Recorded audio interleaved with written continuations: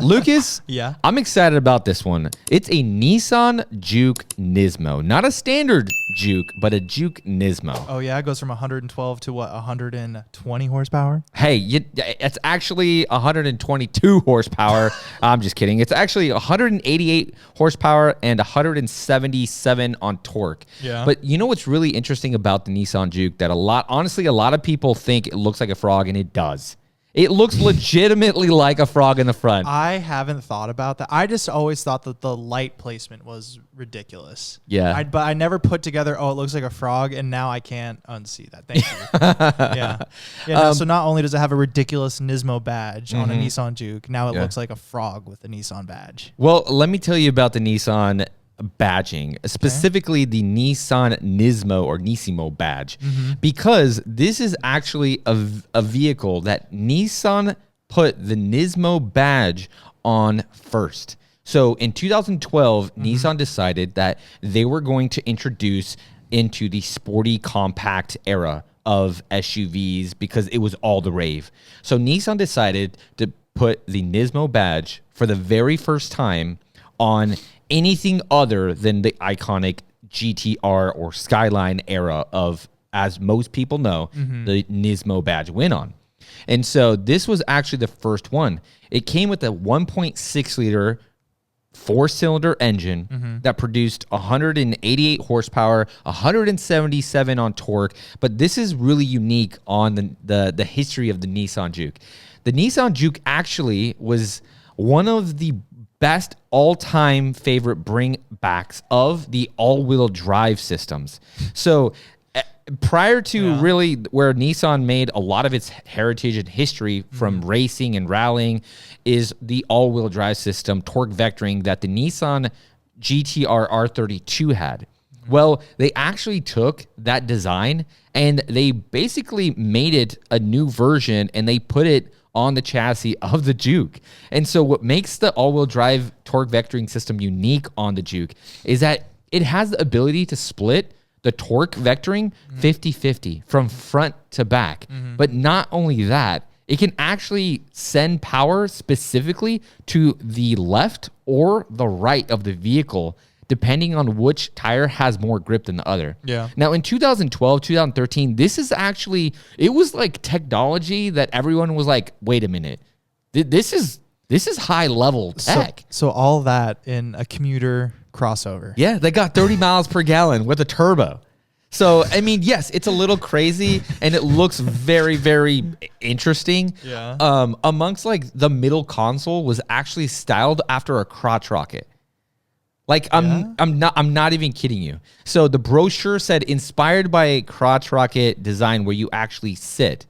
And it's a little bit, you can't see it, but that's basically, like I'll clip this out, but basically where the shifter is where the gas tank on a motorcycle would be. Yeah. On a I crotch see rocket. what you're saying. And then it dips down where you actually sit in. That's whoop-de-doo. Yeah, right? Also, a fun fact is that the door handles, because in the advertising when these came out, it was actually part of the advertising. The door handles themselves were modeled after pop cans.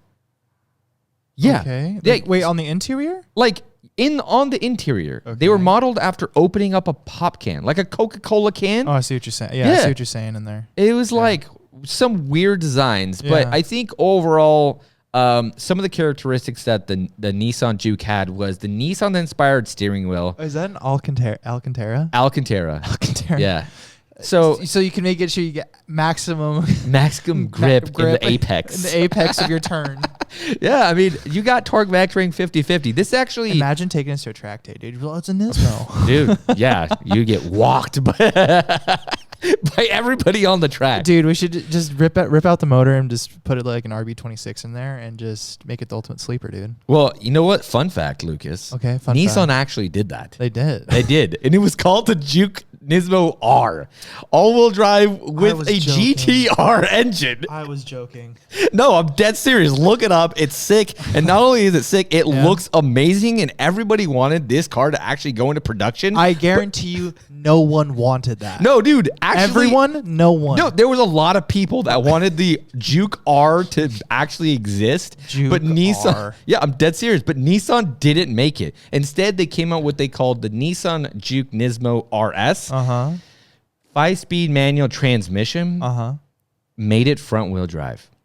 They completely ruined it. In classic Japanese auto manufacturer, when people say, hey, can you make this? They're like, no, we're going to make something worse. Yeah.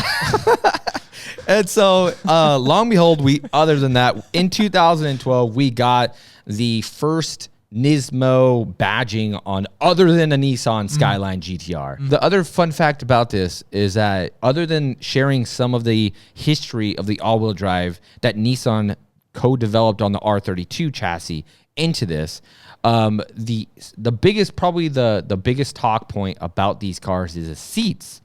So if you've ever been in one of these, Nissan made arguably one of the most comfortable bucket seats from a manufacturer standpoint. Yeah, dude, Alcantara, perforated, and dude, I'm telling you, if you sit in these seats, they are game changers. Like the Honda Type R, I would rival it with the Honda Type R seats. The Honda Type R seats are better, but these are like really close. I'm just a hater, dude. I think that's so ridiculous. I don't like, yeah, dude, because for those hard turns you're taking in this thing when you're on track, when you're at track day. Yeah. But look at them. They're cool. They are cool. They are, sure. I'll give you, they are cool. But again, it's in a Juke. I know, which is crazy. But you know what? Manufacturers have done even crazier things. Okay. I'm still going to be a hater, dude. I hate this thing. Just comment, dude, baby. Comment. It's so...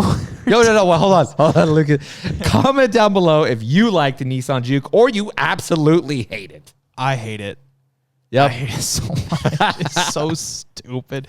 Down to the stupid red side view mirrors, dude. It's so ridiculous. Awesome. So ridiculous. At least it's cohesive. I will say, at least the design is cohesive.